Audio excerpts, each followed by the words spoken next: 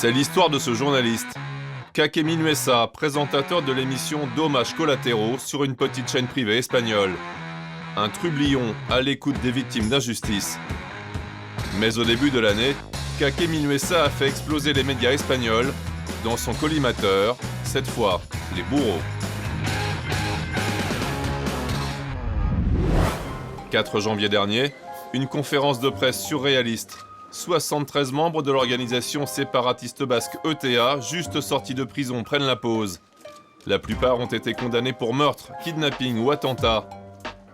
Ils ont été libérés grâce à une nouvelle directive de la Cour européenne des droits de l'homme.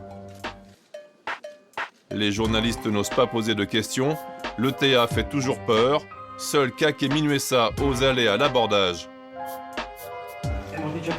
Nous avons dit que nous n'allions répondre à aucune question, et la conférence de presse s'arrête là. J'imagine que parmi vous, il y en a qui regrettent et qui voudraient demander pardon aux victimes, non? Nous avons plein de caméras ici. Et ces applaudissements, c'est pour vous encourager à vous excuser. Applaudi par certains de ses collègues, Kake demande aux membres de l'ETA de présenter des excuses officielles aux victimes du terrorisme, ce qu'ils n'ont jamais fait. Si tu veux être au centre de l'attention, tu peux aller au cirque, mais pas ici. Mais qu'avez-vous gagné? Qu'avez-vous gagné en tuant? Je parle au nom de la paix, au nom de la dignité, et au nom du nombre d'années que vous avez passé en prison. Je pense que maintenant il est temps de demander pardon. Finalement, Kake sera évacué de la salle, mais les images de son intervention enflamment les réseaux sociaux et font le tour du monde. Devenu un héros, même quand il se rend à une conférence de presse en tant que journaliste, sa présence est saluée respectueusement.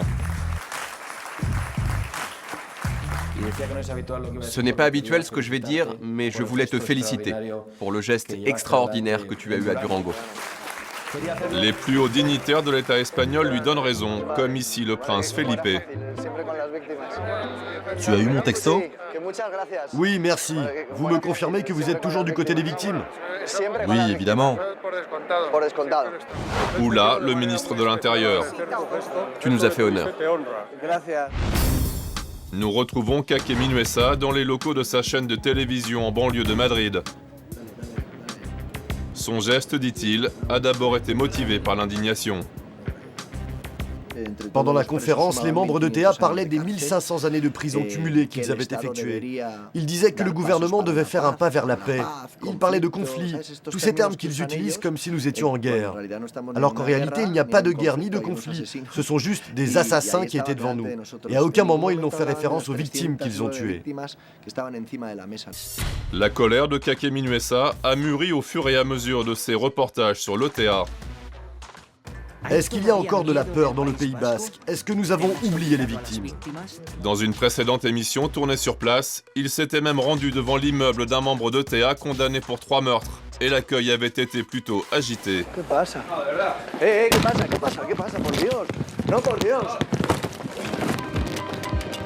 Récemment, la tension est encore montée d'un cran. Il y a quelques jours, le journaliste a reçu des menaces de mort sur son compte Twitter. C'est une photo où je suis avec mon bébé qui a aujourd'hui 15 mois. Et en dessous, il y a ce message. L'ETA va s'occuper de cette petite merveille. Imagine-toi le choc. Et puis le lendemain, j'ai trouvé ce message. Si je te vois à Bilbao, je te tire dessus et je t'arrache la peau. Voilà, c'est la réalité de ce que sont les gens d'ETA. En gros, si tu m'embêtes, je te tue. Classé organisation terroriste par l'Union européenne et les États-Unis, le mouvement séparatiste serait responsable de la mort de 800 Espagnols en 40 ans. Depuis 2 ans, un cessez-le-feu a été déclaré, mais l'ETA n'a toujours pas rendu son arsenal.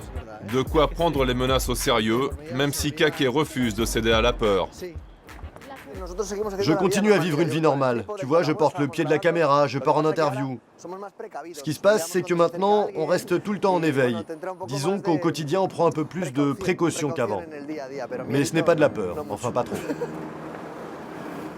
Aujourd'hui, le journaliste rencontre un député d'origine basque, Santiago Abascal, lui aussi menacé par l'ETA et qui lui a apporté son soutien. Toi, tu as passé beaucoup de temps avec des gardes du corps, à regarder en dessous de ta voiture, à souffrir de la peur. Oui, un tiers de ma vie. Ils ont essayé plusieurs fois de m'assassiner. Ils ont brûlé l'entreprise de ma famille. Ils ont peint les lettres ETA sur le dos des chevaux de mon père. Donc s'ils reprennent les armes, ils vont regarder la liste de leurs ennemis et ils vont voir que tu es bien avant moi. Bon, j'espère qu'on pourra faire ce genre de blague longtemps. Du côté du mouvement séparatiste basque, on joue la carte du non-événement. Aucune déclaration n'a suivi l'incident à la conférence de presse. Pour en savoir plus, nous nous rendons au cœur du Pays basque, dans la ville de Vitoria, 250 000 habitants. Ici, des drapeaux flottent au balcon pour réclamer la libération des prisonniers d'ETA. Et au Parlement autonome basque, on est très loin de s'enflammer pour Kake Minuesa. C'est ici que siègent les politiques pro-ETA. Julen Arzuaga est l'un des porte-parole indépendantistes et ancien avocat d'ETA. Pour lui, la question du pardon aux victimes évoquée par le journaliste n'est pas à l'ordre du jour pour une raison simple. Les indépendantistes se considèrent eux aussi comme des victimes du gouvernement espagnol. Dans les gens présents à la conférence ce jour-là, c'est vrai qu'il y en avait certains qui ont commis des délits politiques. Des assassinats, n'est-ce pas? Notamment, mais des membres d'ETA ou de sensibilités indépendantistes ont aussi été victimes de la politique du gouvernement. Il faudrait être aveugle pour ne pas le voir. Terroristes et victimes mis sur un même plan, un argument impossible à entendre pour le gouvernement espagnol. Il y a quelques jours, 8 personnes ont été arrêtées lors de cette opération pour leur lien supposé avec l'ETA, crispant encore un peu plus chaque camp sur sa position.